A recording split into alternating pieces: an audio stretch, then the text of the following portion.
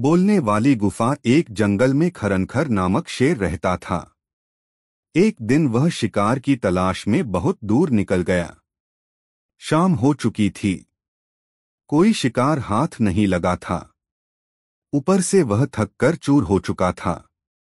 तभी उसे एक गुफा दिखाई पड़ी। वह गुफा के अंदर चला गया। गुफा खाली थी। शेर ने सोचा, अवश्य यहाँ रहने वाला जानवर बाहर गया है। रात होते होते वह गुफा में वापस जरूर आएगा। ऐसा करता हूँ, तब तक यहीं छुपकर बैठता हूँ।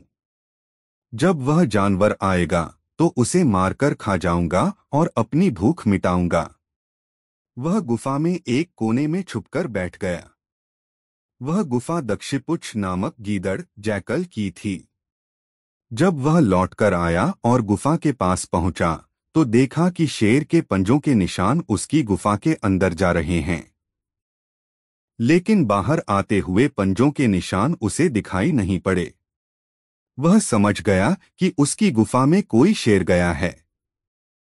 उसे यह भी संदेह था कि वह अब भी अंदर ही बैठा हुआ है।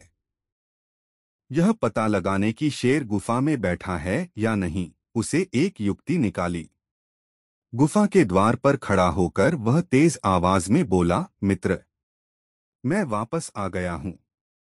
तुमने कहा था कि मेरे वापस आने पर तुम मेरा स्वागत करोगे, लेकिन तुम तो चुप हो, क्या बात है? तुम कुछ बोल क्यों नहीं रहे हो? जब गीदड़ की आवाज शेर के कानों में पहुंची तो उसने सोचा कि ये गुफा अवश्य गीदड़ के आने पर उसका स्वागत करते हुए कुछ कहती है। शायद मेरे यहाँ होने के कारण आज यह चुप है।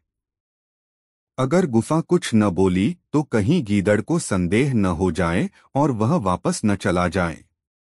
इसलिए वह गरज कर बोला, आओ मित्र, तुम्हारा स्वागत है। जल्दी अंदर आओ। शेर की गरज सुनकर गीदड़ डर गया। वह उल्टे पैर वहां से भाग गया।